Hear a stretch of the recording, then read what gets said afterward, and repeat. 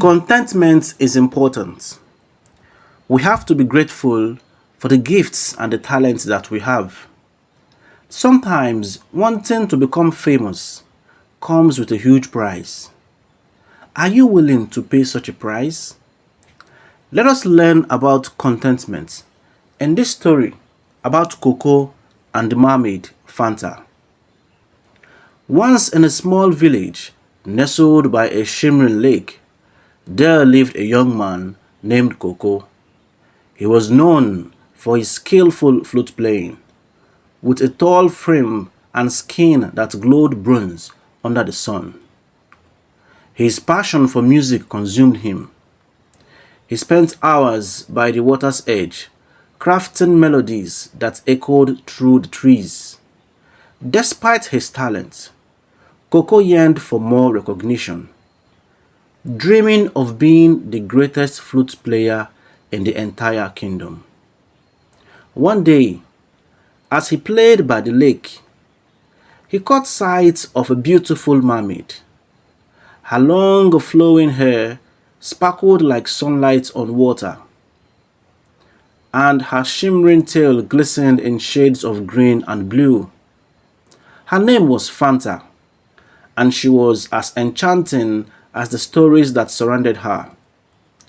Koko was captivated, and with a mixture of awe and desperation, he approached her.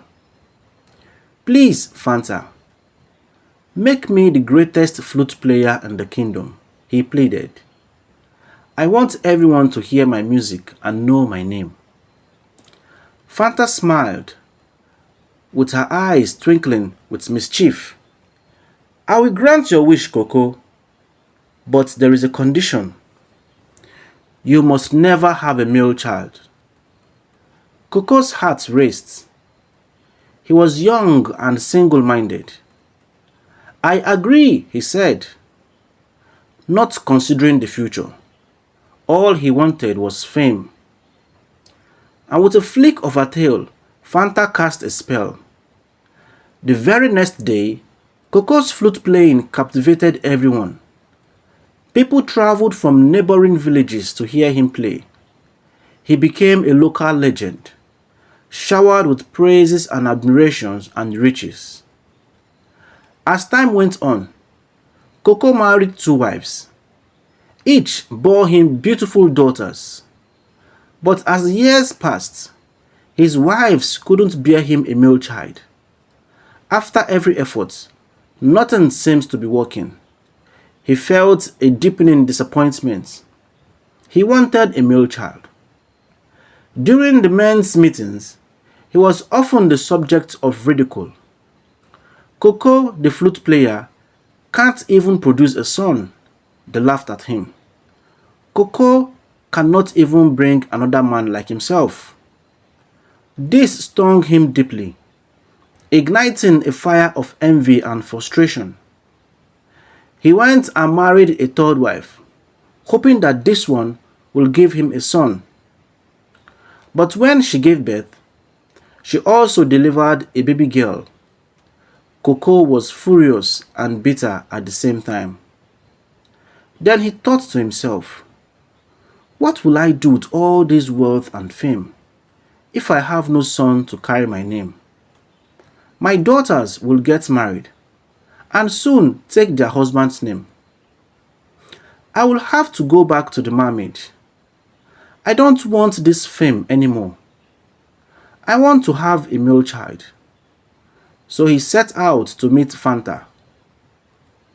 Desperately, he approached Fanta once more. "Please, Fanta, I can't bear the shame any longer. Remove my fame if it means I can have a son," he begged, kneeling at the water's edge. Fanta's expression changed. She was serious now. "I warned you, Koko, but you wouldn't listen. Very well. Now you will receive what you seek at a cost."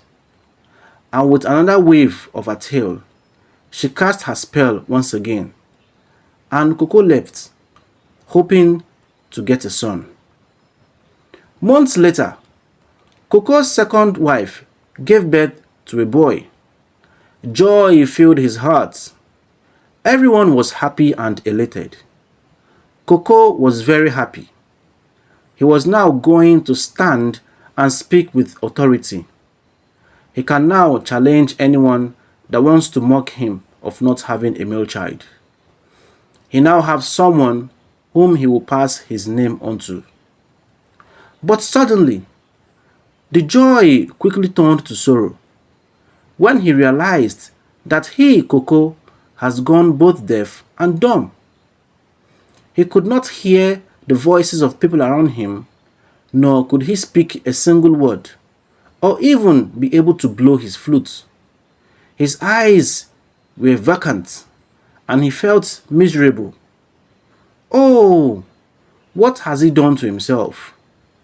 His mind flashed back to what the Mermaid Fanta had told him, that he will receive what he is looking for, but at a cost. So the cost was his voice and his ears. What has he done to himself? How can he now play the flute? The only thing he knows how to do, the only gift he had, has gone. And as days passed, he became a laughing stock in the village. Wherever he goes, people will mock him, chasing him away, and in no distant time, a new flute player came into the town. Everyone enjoyed his music. Everyone danced to his music, and Koko was immediately forgotten. He would see people race past him, going to listen to the new flute player in the village. Sometimes he too would go there to spy and see and hear what the player is playing. But because he's deaf, he wouldn't be able to hear whatever was playing. He could only see, but couldn't hear. He cried and cried, regretting his decision, regretting why he was so greedy, why he was too ambitious. Disgraced and heartbroken, he spent his days by the lake, looking at his flute, but cannot do anything with it. The famous Koko has been discarded and forgotten. The melodies that were once created by his flute were gone. He had traded his happiness and gift for fleeting fame, and the laughter of his family was replaced with silence. Koko became a shadow of his former self. Wandering the shores of the lake, the mere sight of his flute now a reminder of what he had sacrificed. Fanta, the mermaid, watching from the depths of the water, knew the consequences of greed and the heavy price of ambition. And so, Koko's story ended not with glory, but with a haunting melody that whispered through the trees, a tale of a man who reached too far and lost everything. This is the end of the story. I hope you enjoyed it. Contentment is important. Fame and ambitions come with a price. Be careful of whatever price you are paying. Check to know if it's worth it, if it's worth your happiness, if it's worth your peace. Thank you for watching. Like, share, and kindly subscribe as I bring you more stories to your delight. Bye for now.